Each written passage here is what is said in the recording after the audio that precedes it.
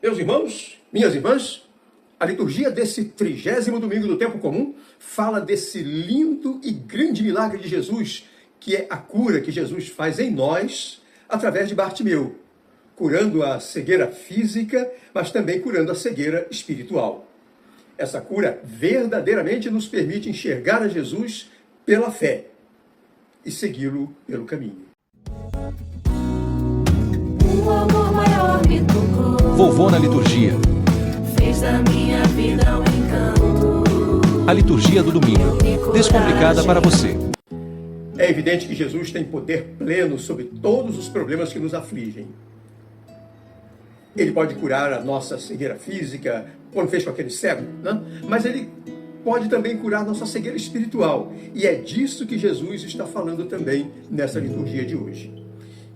Para você que está nos assistindo pela primeira vez, eu quero lhe dar um afetuoso abraço de boas-vindas. Se você gosta do que está vendo, inscreva-se no nosso canal. Deixe o seu like, o seu comentário, o seu pedido de oração. Para você que já nos acompanha desde sempre, receba o nosso abraço de agradecimento. Não se esqueça do seu like, do seu pedido de oração. E lá nos nossos grupos, no Instagram, no WhatsApp, você recebe todos os conteúdos rapidinho, muito mais rapidinho do que você possa imaginar. Muito bem, esse milagre de Bartimeu talvez seja o milagre mais comum entre nós. É que ele se repete em cada um e em cada uma de nós, lá no batismo, quando nós recebemos a luz, que é o próprio Cristo Jesus. Ao longo da caminhada, essa luz pode ir se apagando, se murchando, diminuindo, mas é necessário então refazer o caminho espiritual, como fez Bartimeu. E a primeira leitura do livro do profeta Jeremias, ela mostra isso, ao relatar a caminhada dos israelitas cegos, que iam da escravidão para a liberdade. E como o negócio é caminhar, seguir a Cristo, depois de receber a luz que abre os nossos olhos, é reconfortante, meninas e meninos queridos, ver a segunda leitura que Paulo nos oferece, ao mostrar que Jesus é um companheirão dessa viagem, que entende as nossas fraquezas. Ouçamos essas leituras. Leitura do livro do profeta Jeremias. Isto diz o Senhor: exultai de alegria por Jacó, aclamai a primeira das nações. Tocai, cantai e dizei: salva, Senhor, teu povo, o resto de Israel. Eis que eu os trarei do país do norte e os reunirei desde as extremidades da terra. Entre eles há cegos e aleijados, mulheres grávidas e parturientes. São uma grande multidão os que retornam. Eles chegarão entre lágrimas, e eu os receberei entre preces. Eu os conduzirei por torrentes d'água, por um caminho reto onde não tropeçarão, pois tomei-me um pai para Israel, e Efraim é o meu primogênito. Palavra do Senhor. Graças a Deus. Leitura da carta aos Hebreus. Todo sumo sacerdote é tirado do meio dos homens e instituído em favor dos homens nas coisas que se referem a Deus, para oferecer dons e sacrifícios pelos pecados. Saber ter compaixão dos que estão na ignorância e no erro, porque ele mesmo está cercado de fraqueza. Por isso, deve oferecer sacrifícios tanto pelos pecados do povo, quanto pelos seus próprios. Ninguém deve atribuir-se esta honra, senão o que foi chamado por Deus como Arão. Deste modo, também Cristo não se atribuiu a si mesmo a honra de ser o sumo sacerdote, mas foi aquele que lhe disse: tu és o meu filho, eu te gerei. Como diz em outra passagem, tu és sacerdote para sempre, na ordem de Melquisedeque. Palavra do Senhor. Proclamação do Evangelho de Jesus Cristo segundo Marcos. Glória a vós, Senhor. Naquele tempo, Jesus saiu de Jericó, junto com seus discípulos e uma grande multidão. O filho de Timeu, Bartimeu, cego e mendigo, estava sentado à beira do caminho. Quando ouviu dizer que Jesus, o Nazareno, estava passando, começou a gritar: Jesus, filho de Davi, tem piedade de mim. Muitos o repreendiam para que se calasse. Mas ele gritava mais ainda: filho de Davi, tem piedade de mim. Então Jesus parou e disse: chamai-o. Eles o chamaram e disseram: coragem, levanta-te, Jesus te chama. O cego jogou o manto, deu um pulo e foi até Jesus. Então Jesus lhe perguntou: o que queres que eu te faça? O cego respondeu: mestre, que eu veja. Jesus disse: vai, a tua fé te curou. No mesmo instante, ele recuperou a vista e seguia Jesus pelo caminho. Palavra da salvação. Glória a vós, Senhor. Notem, meninas e meninos muito queridos, que Jesus, quando faz esse milagre, em Bartimeu, e lá no nosso batismo também, né? Ele está falando também da nossa redenção. Ele está abrindo também o olho de como nós vamos enxergar o próprio Jesus. Vejam, tem uma multidão imensa seguindo Jesus. E lá está o filho do Timeu, o Bartimeu, que é cego, que é mendigo, que nem nome tem. Bartimeu, vocês sabem, é filho de Timeu. Então ele não tem nome. Por lá, todos sabem quem é o pai. Portanto, devia ser um cara nobre, um cara com um poder tal, que o pessoal sabe quem é Timeu. Mas o nome do filho, ninguém sabe. É o Bartimeu, o filho do Timeu. Ele vive, portanto, na sombra do pai. A sutileza é que o cego Bartimeu ouviu dizer que Jesus estava passando e aí começou a gritar. Então ele sabia quem era Jesus, mas só o sabia pela fé, porque ele não enxergava. Tem gente por aí afora que pensa que Jesus é como um Papai Noel, como um personagem folclórico. Eu quero lembrar que Saci Pererê, lá do Monteiro Lobato, também é um personagem folclórico que faz até umas coisas notáveis. Tem gente que acha que Jesus é um sábio. Mas Sócrates, lá na antiguidade grega, também foi um sábio. Há quem ache que Jesus é um mágico. Claro, né? Ele pega 2 pães, 5 peixinhos e transforma num montão de peixe e pão.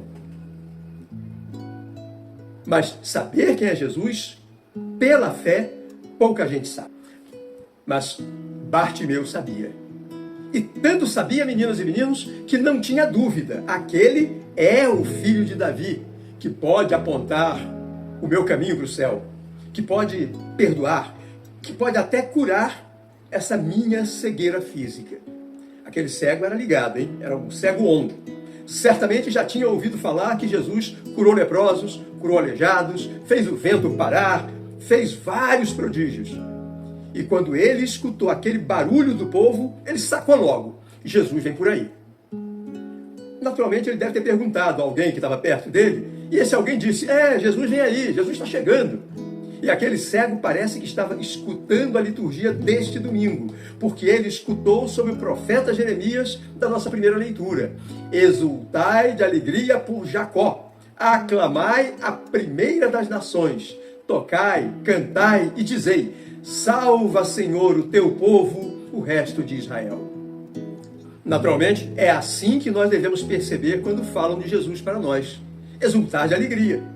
E aquele cego percebeu. E aí ele grita: filho de Davi, tende piedade de mim. Que é o que nós devemos gritar quando nós reconhecemos que nós somos pecadores, que nós temos defeitos, que nós temos doenças físicas para serem curadas, doenças espirituais para serem curadas. A gente reconhece tudo isso com humildade. Mas vai aparecer, como apareceu lá para aquele Bartimeu, vai aparecer quem diga: fica quieto, fica calado num cantinho, porque Jesus vai passar. É porque tem gente que vai querer que você se cale. Tem gente que vai querer que eu me cale. Tem gente que quer que você nem perceba que Jesus está passando. Mas você percebe. Você sabe o que quer. Aquele cego sabia o que queria. Aquele cego não é do tipo que chega aqui hoje e diz assim: a gente quer viver a vida cristã direitinho, mas tem gente que é contra.